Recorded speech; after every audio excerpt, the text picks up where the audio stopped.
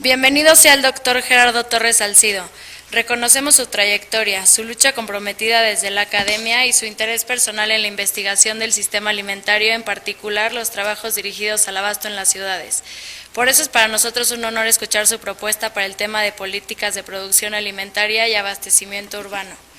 Lo escuchamos, doctor Torres. Y aquí está.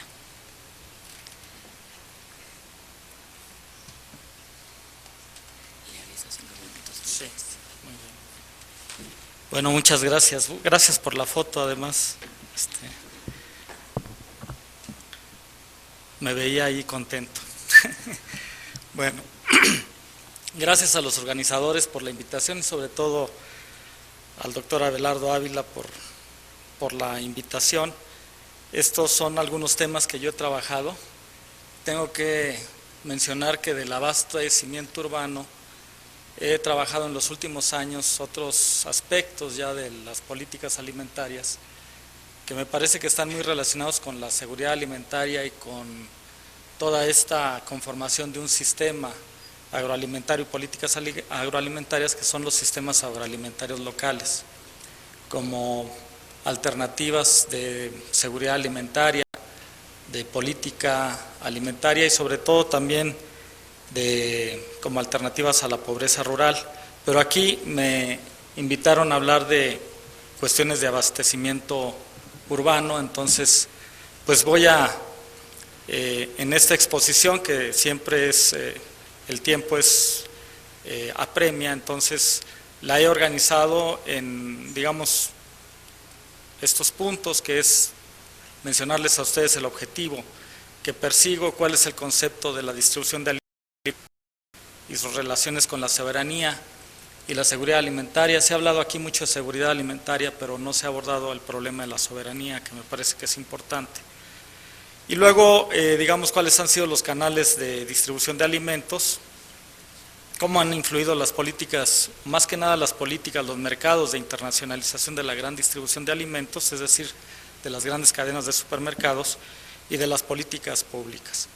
Quiero decirles que para hacer una cuestión integral en una política alimentaria, que no es el objetivo de esta ponencia porque esto desborda mis capacidades, sí hay que abordarlo desde el punto de vista de la producción, desde el abastecimiento urbano, desde el consumo y sobre todo también desde las políticas y los programas sociales que pueden dar un contenido integral a los problemas del abastecimiento de alimentos.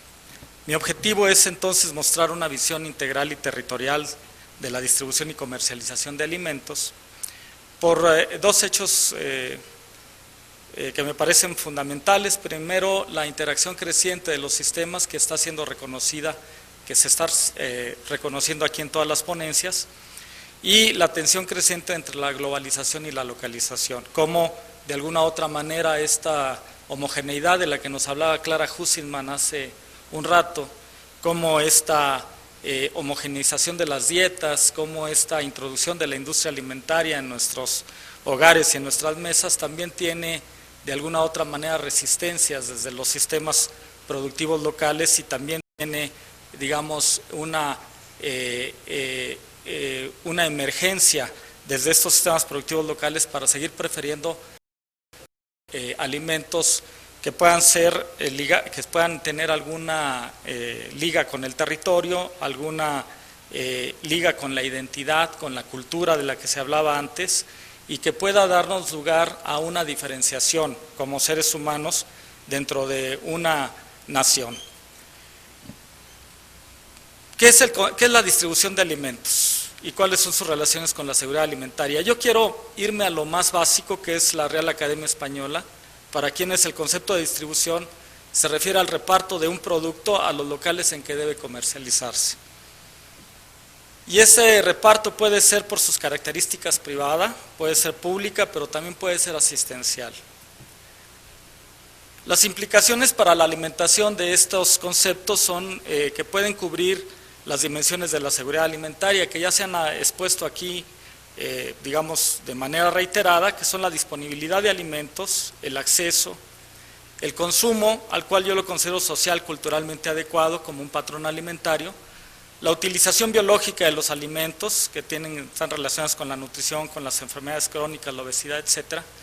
Y a estas dimensiones que la FAO ya ha establecido dentro de la seguridad alimentaria, también la misma FAO está evolucionando hacia la idea de que estos sistemas de seguridad alimentaria también deben de estar relacionados con fuentes locales o regionales de abastecimiento. Y estas fuentes locales o regionales de abastecimiento se ligan también al concepto de soberanía alimentaria. Soberanía alimentaria como la capacidad de las comunidades para producir lo que consideran conveniente, como la capacidad de las sociedades para producir los alimentos que son adecuados para su población de acuerdo a situaciones culturales y de acuerdo a situaciones regionales específicas. El marco de la distribución de alimentos, bueno, ya también ustedes seguramente lo saben, yo he encontrado algunos, tratados internacionales y otras leyes nacionales que pueden darnos este marco para establecer una política. En primer lugar está el artículo 11 del Pacto Internacional de los DESCA, como se les ha llamado, que entra en vigor en 1976. La Conferencia Internacional sobre la Nutrición en Roma en 1992, la Cumbre Mundial de Alimentación en 96, que deriva en los Objetivos del Milenio, los artículos 1, 4 y 27 recientemente reformados de la Constitución Política de los Estados Unidos Mexicanos, y las leyes de desarrollo rural, la Ley General de Salud, de Asistencia Social, de Protección Civil, de fomento a las actividades de las organizaciones no gubernamentales, entre otras. También, digamos, ¿qué es lo que distingue ahora esta distribución de alimentos en México con respecto a una distribución de alimentos a una época dorada de la que se hablaba anteriormente, en la cual México era autosuficiente en alimentos y además hasta exportador? Bueno, yo creo que México ha vivido y se encuentra inmerso en una revolución de largo aliento que está determinada por el gran paradigma demográfico. En 1960 el 49% de la población vivía en zonas rurales y el producto agropecuario representaba el 13.5% del PIB nacional. Sin embargo, para 2010, según el último censo, solo el 23% de la población vive en zonas rurales y, de acuerdo a los censos económicos, el PIB agropecuario representa solo el 5.5% del PIB nacional. Por supuesto, también en esto interviene la apertura comercial desde el GATT, desde la adhesión de México al Acuerdo General de Aranceles, 86, y seguido por una cantidad ya casi innumerable de tratados de libre comercio. Me parece que ayer la candidata Vázquez Mota hablaba de 40 tratados de libre comercio que México tiene signados con otros países, de los cuales los más importantes y trascendentes son, por supuesto, el Tratado de Libre Comercio de América del Norte y la asociación estratégica con la Unión Europea. Porque, bueno, pues ello ha influido precisamente en esta disponibilidad creciente de alimentos a partir de una importación también creciente de los mismos, sobre todo por parte de México con respecto a sus socios de Norteamérica y sobre todo de los Estados Unidos. Y bueno, pues es un cambio del modelo económico y de consumo. Ese modelo económico y de consumo ha pasado de la oferta, es decir, los alimentos que antes encontrábamos, ahora a la demanda, es decir, los patrones de consumo, por X motivos que pueden ser desde los medios masivos de comunicación hasta el estatus y demás, pues hay una demanda sobre cierto tipo de alimentos por parte de aquellos hogares que tienen los ingresos suficientes para demandarlos. Bueno, esta es una gráfica de cómo ha evolucionado también la población en zonas urbanas, también en países seleccionados, Brasil, Estados Unidos, México y Argentina. Ustedes pueden ver, México representa esta línea morada y cómo se encuentra muy abajo en los años 60 de otros países, sobre todo de Estados Unidos y de Argentina, y cuál es la tendencia precisamente a igualar en la población en zonas urbanas. Digamos, una de las circunstancias que también está implicado en el cambio de este modelo es el creciente envejecimiento de la población nacional, y aquí solamente ponemos el caso del DF. En este caso representa, la línea roja representa en el Distrito Federal el número de personas de 60 años o más, entre el número, por cada 100 habitantes de 0 a 14 años. Hay un acelerado crecimiento muy fuerte en tan solo una década. Esto también está implicando está implicando cambios en el modelo de consumo. Como decían, también de alguna u otra manera nos estamos acercando a las características del primer mundo, también con lo peor del tercer mundo por el cambio demográfico también. Yo no sé si esto se alcance a ver ahí, pero este es un pequeño esquema que yo desarrollé en torno a los canales de distribución de alimentos y cuál era el papel que jugaban, por ejemplo, en este esquema, algunos de estos canales. Miren, por ejemplo, tenemos en el centro a los mercados mayoristas, que son los mercados de productos frescos, fundamentalmente, de otra manera abastecidos fundamentalmente por la producción agropecuaria, que también abastece a la industria alimentaria, y tenemos una serie de canales de abastecimiento como que tienen, digamos, que tienen alguna fuente de abastecimiento tanto de los mercados mayoristas como de la industria alimentaria, como son los sistemas de tiendas para el abasto social, los programas sociales, las tiendas sindicales, y de este lado, tenemos los supermercados, las tiendas de abarrotes y comercios de proximidad, los tianguis y mercados públicos, ambulantes, perdón, los mercados públicos y otras concentraciones comerciales. Y por otro lado tenemos desde la industria alimentaria, partiendo en una línea, tenemos casi independiente a las tiendas de conveniencia y franquicias.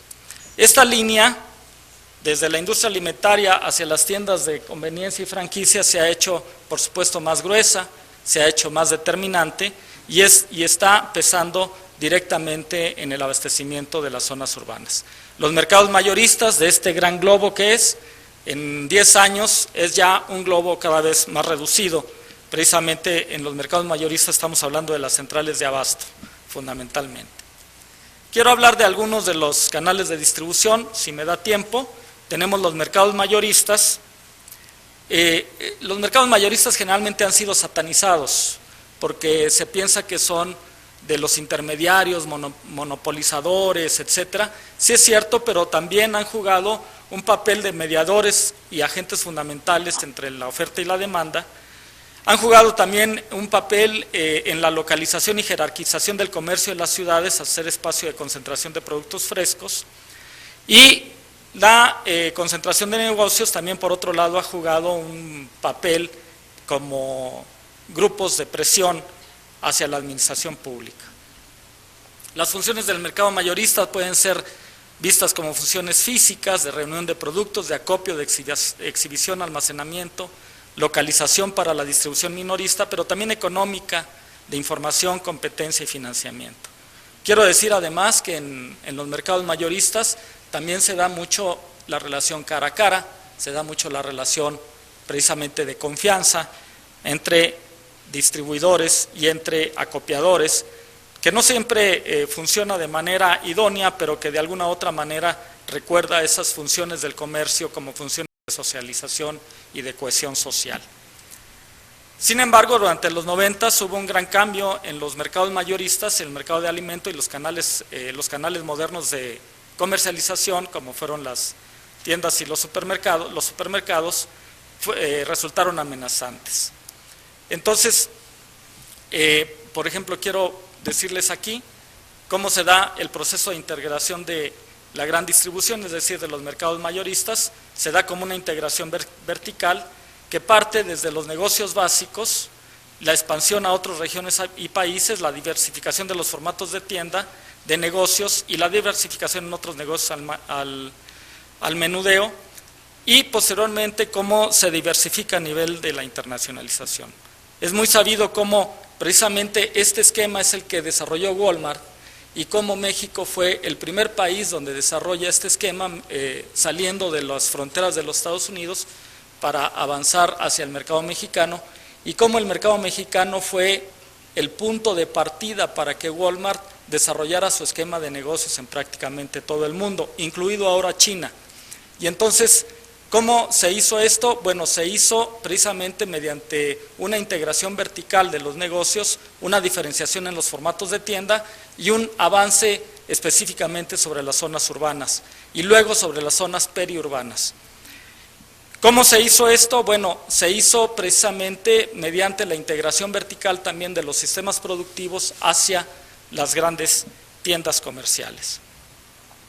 Otro esquema, digamos, que ha dependido de los mercados mayoristas han sido los mercados públicos, pero los mercados públicos tienen problemas fundamentales. ¿Por qué? Porque se ha abandonado una política de fomento hacia los mercados públicos. También se ha abandonado una política de financiamiento hacia ellos, de tal modo que hay falta de apoyos institucionales.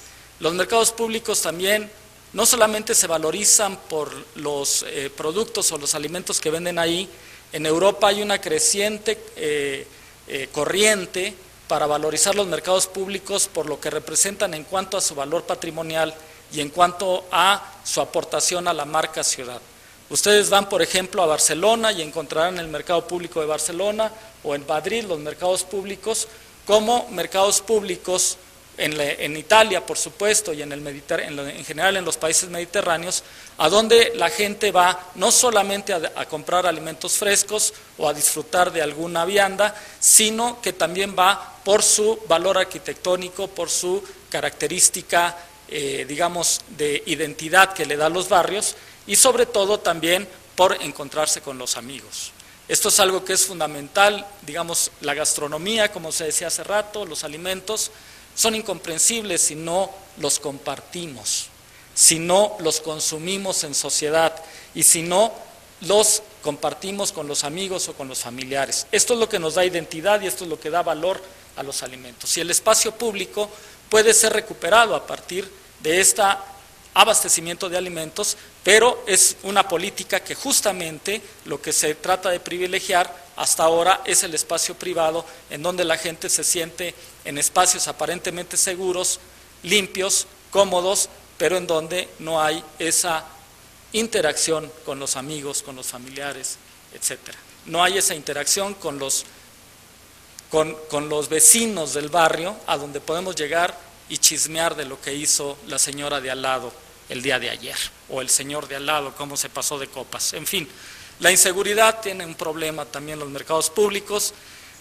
Otro problema gravísimo es el cambio de giro de venta. Yo hice una investigación hace algún tiempo, que está publicada por ahí en algún libro, y cómo veíamos que en un lapso de 1995 al año 2003, que hice la investigación, aproximadamente el 40% de los locales habían cambiado de giro, ya no se dedicaban a la venta de alimentos frescos, sino a la venta de discos pirata, de ropa, de películas 2X, 3X y etcétera. Y la competencia con los otros canales tradicionales como son los tianguis, pero también con la gran distribución, el clientelismo dentro de los locatarios y el envejecimiento de la clientela. Nosotros generalmente ya no vamos al mercado público porque como tenemos automóvil preferimos ir al supermercado. Y entonces quienes van a los mercados públicos son aquellas personas que o viven muy cerca o no tienen automóvil, y generalmente son aquellas personas que ya van sobrepasando los 40 años, 50 años de edad.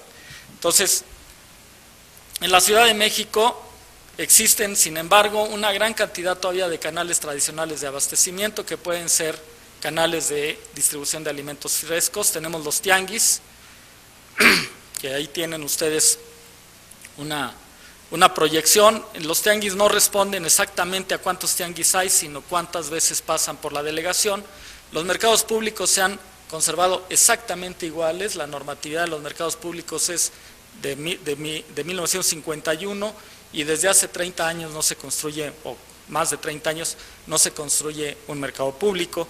Y las centrales de abasto, pues tenemos 3 centrales de abasto, que son las que nos proveen de alimentos frescos, frutas, verduras, pescado, flores, etc. Sin embargo, hay fortalezas que yo quiero señalar en los canales tradicionales de alimentación, sobre todo los mercados públicos, a las cuales ya me refería hace un rato, como pueden ser la marca Producto Establecimiento, que tiene la ventaja de la proximidad y el trato personal, la generación del comprador, la disminución de costes de transporte, y pueden ser los mercados públicos un aliciente a la vertebración de la trama urbana, para que la trama urbana no se siga expandiendo y avanzando sobre las zonas de recarga de mantos freáticos, etcétera, etcétera. Pero también tiene debilidades como son subordinación política, asimetría de información y percepciones negativas de la clientela. Hace 2002, estos datos ya son viejos, tengo que reconocerlo, pero son todavía indicativos. En 2002, tanto en México, los supermercados, como iban desplazando al mercado mayorista y al mercado público, participaban con un 45% en el mercado minorista de alimentos. Ya se me acaba el tiempo, esa participación ha ido aumentando. Aquí en esta tabla ustedes pueden ver las principales tiendas de autoservicio, ¿verdad? Y cuántas son las que tienen hasta 2007. Por ejemplo, Walmart, pues aumenta de 43 establecimientos en 2000 a 73 en 2007, lo que representa evidentemente un crecimiento de más del 50%. No me voy a quedar más en esto. Las ventas de las principales tiendas de autoservicio han ido aumentando de manera impresionante, sobre todo Walmart y Soriana son ahora, pero sobre todo Walmart. Y estos son los formatos de las tiendas de autoservicio, con las cuales han prácticamente copado toda la trama urbana. Y quiero decirles en esto de las tiendas de conveniencia, que es muy importante cómo las tiendas de conveniencia han venido sustituyendo a las tiendas de barrio, donde la gente precisamente compraba alimentos frescos, abarrotes, etcétera, y podía ir reunirse y demás. Por ejemplo, las tiendas OXXO del grupo FEMSA tenían en 2005 4.141 tiendas en el país. En la actualidad tienen 9.600, es decir, ha sido un crecimiento de más del 100%. Las tiendas 7-Eleven y las tiendas extras de Grupo Modelo, que responden a la industria alimentaria, la que antes les decía cómo derivaba hacia estas tiendas de conveniencia, pues también han tenido un crecimiento muy importante. Entonces, bueno, tenemos entonces este problema, y por otra parte tenemos